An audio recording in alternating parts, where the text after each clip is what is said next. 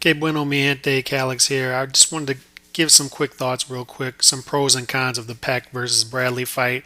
Just wanted to speak on the sort of phenomenon we have going here to where this is a good fight between a legend and a guy who is currently fighting for his future legacy in Timothy Bradley. Yet, we don't have interest in this fight. And to me, it's tough to put a finger on one or two things on why that's happening, but at the same time, it's pretty simple to understand. If you look at Pac and Bradley, Pacquiao, just incredible resume. And as a fan, man, these two guys are what I want to see more of in the fight game. And these are two guys who are pretty much becoming an endangered species in the sport. Two guys who take on all comers and want to challenge themselves and want to be the best. If you look at Pacquiao's resume, 57, 6 and 2. If you just sit back and admire his resume for a minute and put away the just a lot of pure hate out there. Barrera twice, Marquez 4 times, Morales 3 times. Just that in itself is amazing. Then you got Bradley, it's going to be 3 times.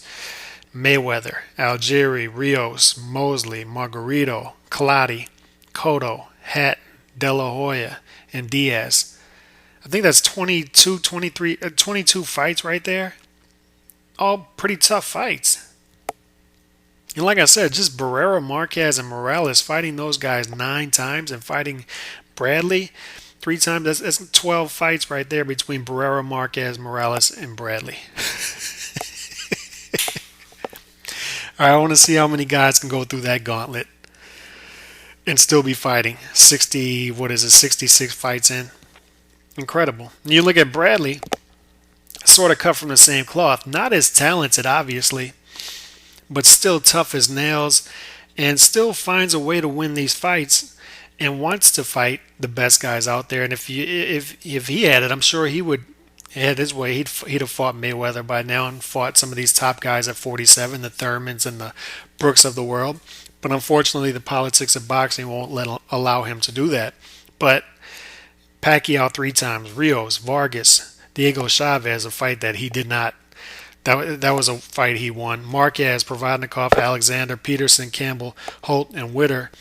And out of all that, he really only has one loss on his resume. You could make the argument 2 against Pacquiao. Pacquiao is the only one who's got the better of him. So what I'm getting at is the pros of this fight is it's a fight between two great fighters, two fighters who still, in my opinion, are the 2 top fighters at welterweight.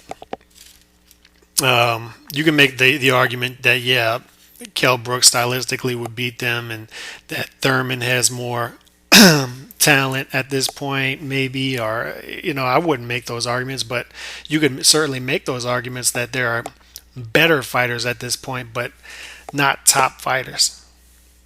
Not when they haven't fought the resume, not even close, of these 2 guys. Not even recently.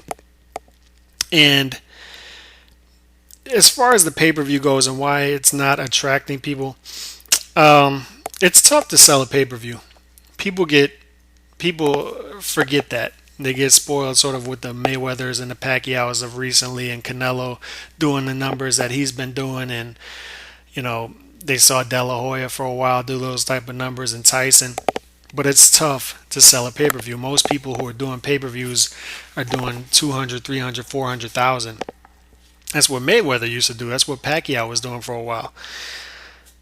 So it's tough to sell a pay-per-view, period. But it's tough to sell a pay-per-view for the third fight between the same 2 guys. This is a trilogy, so it's a little threadbare at this point. I can understand why people would think that, even though I think it's a good fight. Also, the pay-per-view backlash from Mayweather-Pacquiao is still alive and well. That rubbed people the wrong way. It stunk to high heaven, especially with me as well. And I thought both fighters looked terrible in the fight. And it was a terrible fight. I thought Mayweather and Pacquiao both looked terrible. And they both looked like guys who were a little past their prime, who were just trying to cash a big check. who were trying to rob the bank. And I think that's how it came off to a lot of the casuals, or all of the casuals really. And you need casuals to do good numbers and pay-per-views, and it's just not going to do it. The backlash is alive. Look at Mayweather versus Berto. The reason Mayweather fought Berto is because he figured, I'll just take an easy fight since I can fight anybody. Mayweather could have fought anybody in that fight and it would have tanked.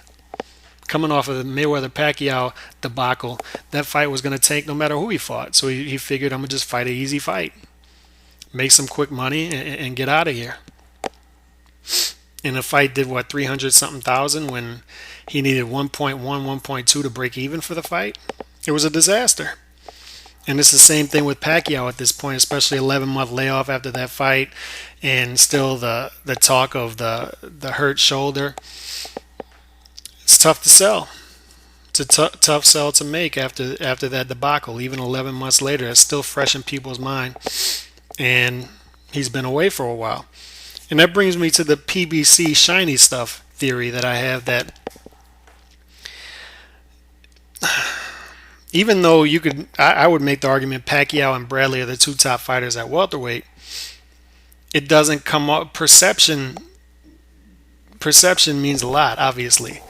Just look at people's rankings, and the fact that you have guys who aren't even fighting real live opponents ranked ahead of them. Heyman does a good job of putting his fighters in there with guys who have half a pulse, making them look great, and then making people think that, oh man, these guys are super talented, let's rank them high. And you forget about the resume, you forget about the toughness of opposition, and people think, oh, Thurman's ranked high, we should rank Thurman high, we should rank Brook high, we should rank, I don't know, take your pick of guys in the PBC, we should rank them high. And people have sort of lost sight that Pacquiao and Bradley are still very good to great fighters even at this point. And they've sort of, as hard as it is to believe, they sort of get lost in the shuffle. Some of the pros of this fight is it's an anti-PBC fight. What I mean by that is you see what you're getting, the type of product you're getting from the PBC right now. And these are two non-PBC fighters, and they're fighting each other, and they're fighting tough opposition. That's not what you're getting from the PBC now. So it's sort of, a breath of fresh air a little bit, that you're getting two top fighters against each other. Like I said, in my opinion, it's the two top welterweights. There is intrigue with this fight, in that you may get a different look from Bradley, you may not. I don't know what we're gonna get. You certainly can't tell from Rios what the Bradley and Teddy Atlas relationship is and what type of style he's going to bring in this fight, but maybe they bring a fresh look that'll puzzle Pacquiao and Roach. I don't know. So there is some intrigue there, and there is some intrigue that Bradley pushed Pacquiao, certainly in the second fight, up until the middle rounds when Pacquiao started to take over, but he pushed him. And there is some intrigue, what if Bradley learned some stuff in that second fight? I don't know if that's true or not, but there is some intrigue there. And I enjoyed both fights. So for me, I think it'll be a good fight. But I certainly understand why people would think this is threadbare and would not want to, I'm at the point where it's going to take a lot more than this for me to order a pay-per-view. I got to be honest, even though I like the fight. So I think the numbers will hurt. I think a lot of people will sit this one out, and will sit out many pay-per-views for time to come due to the Mayweather-Pacquiao backlash. I think that's a bigger backlash than people think, even to this point. I think it's going to hurt boxing pay-per-views for quite some time. So let me know what y'all think about this. Do y'all like the fight? Are y'all ordering it? And does this fight make any sense to you? Hit me up. Peace.